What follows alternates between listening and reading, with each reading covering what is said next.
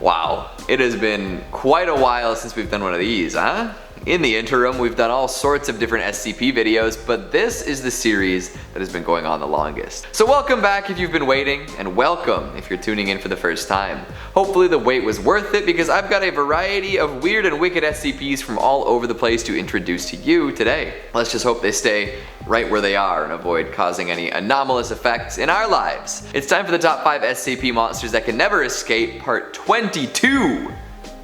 That's a 4. Coming in at number 5, we've got SCP-4966. How cute. Look at this chubby little seal pillow. It's so gray and round and huggable. Is it even a seal? Looking at it, it's like a gray tube lump plushie with a little neutral face and 4 limbs popping out the bottom. Honestly, you could project all sorts of different personalities and animals onto this thing and they'd fit quite well. It's a fun little friend for anyone. Plus, it's actually quite animate. This little stuffing-filled friend makes a variety of cat-like noises and loves to socialize. In fact, if you leave it alone for too long, it'll start getting anxious and withdrawn. When it's hanging out with other organisms though, it likes to emulate their behaviors and actions to the best of its abilities. So even though it doesn't need to eat, drink, or breathe, it'll do its best to pretend that it's doing these things while around other creatures with biological requirements. This behavior is all cute and fun for a while, but SCP-4966 has a dark side hidden behind the adorable visage. If a corpse is left in the vicinity of it for any extended period of time, it will open its mouth exceptionally wide to consume said corpse. If the body is bigger than 4966, it'll still be able to subsume it entirely and will more or less take on the shape of what it's eating. This causes 4966 to become misshapen and unsightly, at least for a little while. Eventually, it will digest the corpse and return to normal.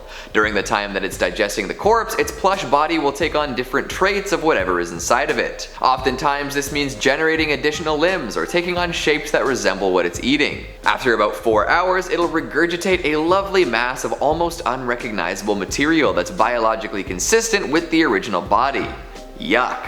If it eats a person, it often gains access to vague versions of their memories. This proves particularly interesting when the Chaos Insurgency staged an assault on the facility where 4966 was being kept, and the Foundation fed the dead members' bodies to the plushie to see what they could figure out. However, 4966 often speaks like an insufferable child and only really attempts to recollect when bribed with food, so you can imagine how this whole thing went down.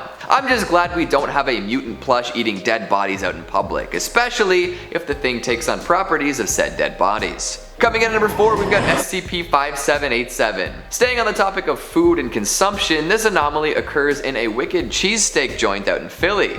Geno's, I think it's called. Like most legendary local restaurants, there's a very specific culture associated with the place. Orders have weird names, and the folks running the place don't take kindly to folks who don't want to use their lingo. However, messing up your order at SCP-5787 isn't just gonna earn you a couple dirty looks and maybe a head shake or two. It could mean you ceasing to exist altogether. Let me explain. If you want to order a cheesesteak with cheese whiz and onions, you could ask for a whiz wit. If you wanted a cheesesteak with cheese whiz and no onions, you'd say whiz without. Kinda weird at first, but not super hard to figure out. You better get it fast though, because if you go to Geno's 3 times and mess up your order each time, you're dematerializing. Poof, just like that. Sorry dude, should have been more careful while ordering your regional delicacy. For a while, nobody knew where the poor saps who goofed up threefold ended up, but the Foundation, being a very persnickety and answer-oriented organization, sent somebody to find out. As it turns out, the unfortunate Wit-Wit-Out Welchers end up in a gorgeous room, speaking with an entity resembling the Quaker Oats guy. He explains that the Wit-Wit-Out system is so gloriously simple that goofing it up actually puts the universe a little out of whack. The offending individual is then brought to meet the great Wit-Wit-Out, an amorphous Lovecraftian mass of cheese whiz, beef, and onions. This blob of regional cuisine will then demand to be eaten to restore balance to the universe. If the person does so, they will rematerialize across the street from Geno's, vomit, and then return to the sandwich shop to order a cheesesteak correctly. What a world we live in. I just don't think that the world at large, especially in the Uber Eats era, would be able to handle such a strict set of rules, let alone deal with the consequences of failing to follow them. Not everyone is as mentally strong as a cheesesteak fan from Philly. Coming in at number 3, we've got SCP-5062. What a weird and creepy room. Although it does enact some positive change in the world, so it can't be all that bad. Known as the Cleansing Room, this is a space for positive change and self-mutilation.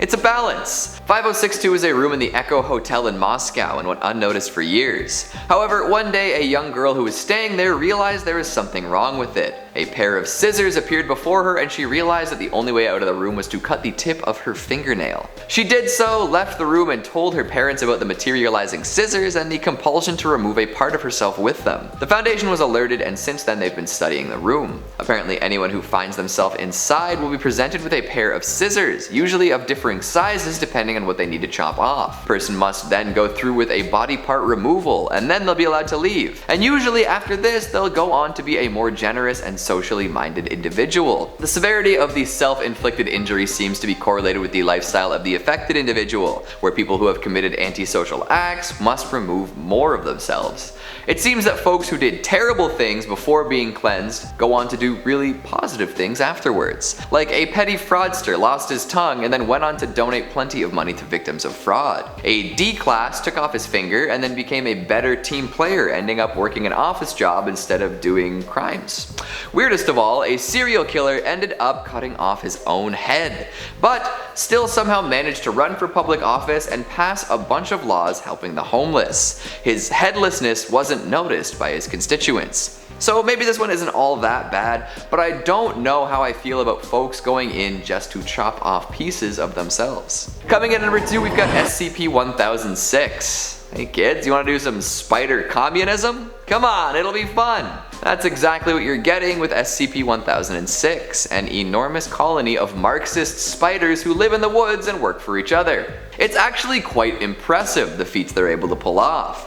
These arachnids are able to distribute propaganda via web writing and tend to draw the faces of passers-by to get their attention. They even knock down trees and block paths to keep folks in the general area so they can do their best to communicate with them. In fact, when given paper and ink, the spiders are able to communicate quite clearly, handing over manifestos that critique Western imperialism, the bourgeoisie, and also ask for less mosquito spraying in the area. They've amassed quite a large amount of food for themselves too, with a crazy amount of dead animals and insects being found in the area. And while folks may have differing opinions on communism as a whole, this version isn't really meant to benefit humans. We're the oppressors in this case, and the spiders would like nothing better than to dismantle our society and take back the world that is rightfully theirs. Which doesn't sound so good from our perspective. Radical ideas are pretty spooky when you benefit from the status quo, eh? And finally at number 1, we've got SCP-754. Watch your step, especially if you've got some tattoos.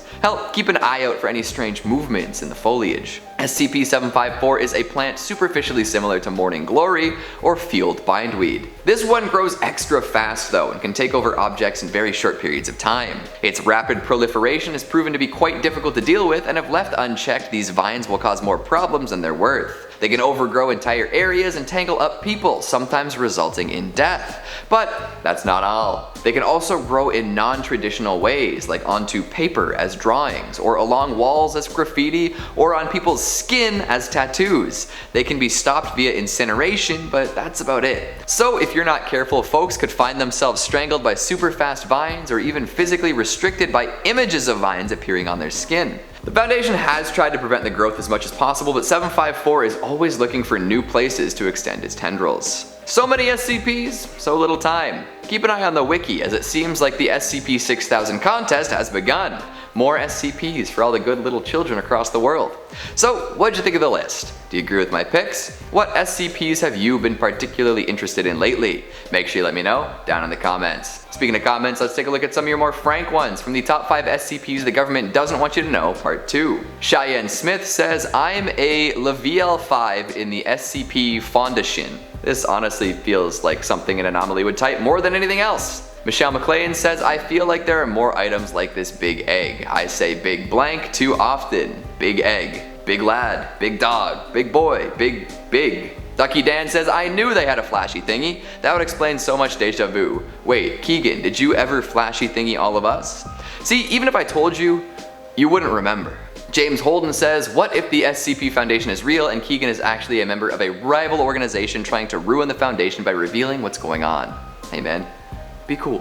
And Neo1708 says, that's strange, I don't remember these skips. Funny that. And that's the time we have for today. I'm gonna try tobogganing through the woods without any snow. Thanks for watching, and I'll see you next time. It's been quite, like, it's actually been like a long time since we did this series. Like, I remember doing like these like twice a week for a while.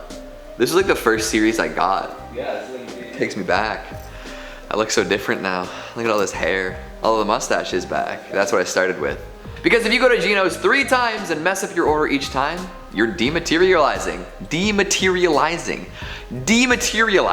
And mess up your order each time, you're dematerializing. Shoot. Did I say socially right? I say socially. The Foundation has tried to prevent the growth as much as possible, but 074 is, oh, that's not right. What is it again? 1074? 974? 7, what the hell?